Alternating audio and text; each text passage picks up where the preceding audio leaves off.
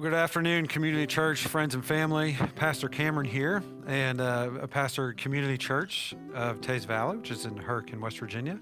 And I'm so excited because we're starting a series called Sermon in 7. And so we're going to go through the book of Mark, 7 minutes at a time.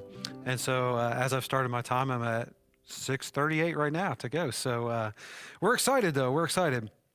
So today, I would like to just get give you a few background information, kind of tidbits on the book of Mark, and then we're going to get into chapter 1, verse 1, and that's where we're going to probably end today.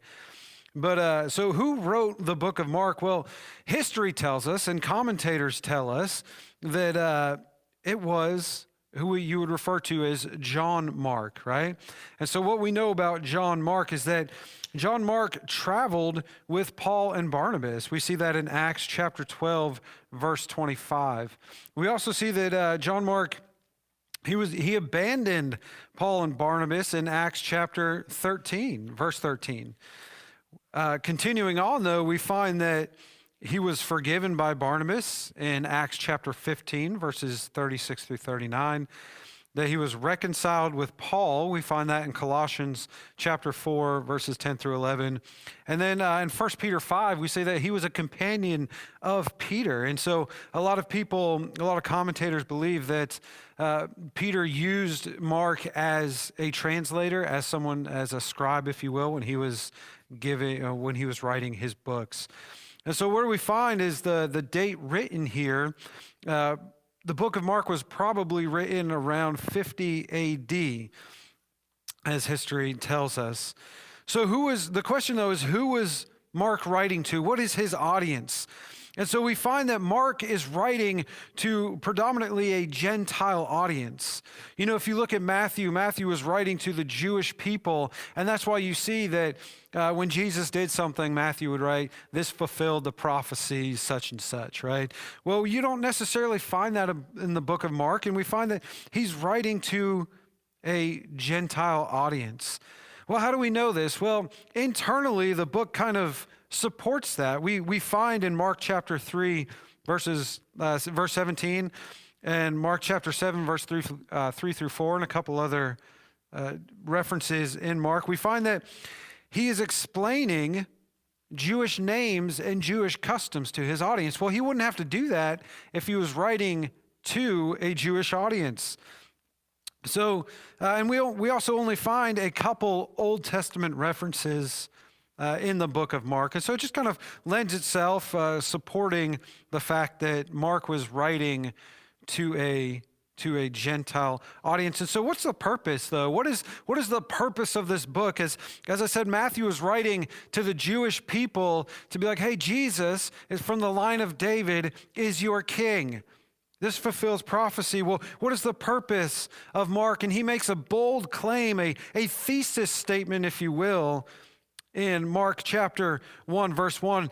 He says this, that in the beginning of the good news about Jesus, the Messiah, the Son of God, right? And so he makes a bold claim here that Jesus is the Christ, Jesus is the Messiah, and that Jesus is the Son of God.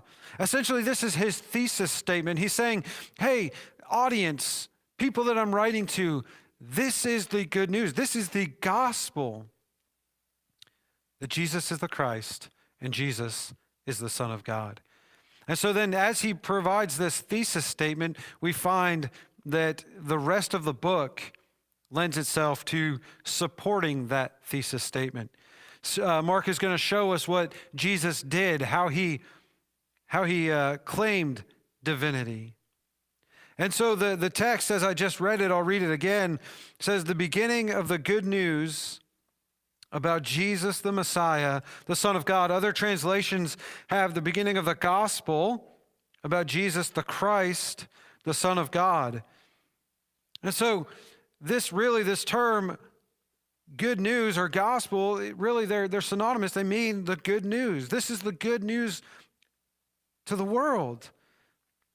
And who is this good news? Who is the gospel centered on? Well, the gospel is centered on Jesus Christ, and Mark tells us two things about Jesus that he is the Christ, right? And Jesus Christ, that's not his, Christ is not his last name. This is a title, which means anointed one or also Messiah. And so we find that this is about Jesus. He is the anointed one. He's the one that the world has been waiting for. He's the anointed one. He's the Messiah, the deliverer from sin. And we also find that he says that he is the Son of God. Well, what does this mean? That he is deity. Mark right here is telling us from the very get-go of his book that Jesus is the Christ, Jesus is the Messiah, and that Jesus is God. And we find this here. You just think of the audience. He's saying, hey, Gentiles, Jesus is God. And so the question then, right, is what are the essential parts of the gospel for you and I today? How do we apply this? Well, the application here is that we find that we need to be centered on the gospel of Jesus Christ. Listen, there's a lot of churches out there. There's a lot of people out there that are proclaimed, that are steadfast, that have planted their flag on the gospel of Jesus Christ. And unfortunately, there are churches out there that have watered down the gospel. There are people out there that say, oh, Jesus or you don't really need Jesus. But the question for you and me today is, what is the gospel centered upon? What are you building your life upon? We should be building our life upon the fact that Jesus is the Christ and that Jesus is the Son of God. I know this is a really, really quick overview, but listen, we're going to continue on through the book 7 minutes at a time, and we hope you join us with this journey. God bless you. Have a great day, and remember that Jesus is the Christ and Jesus is the Son of God.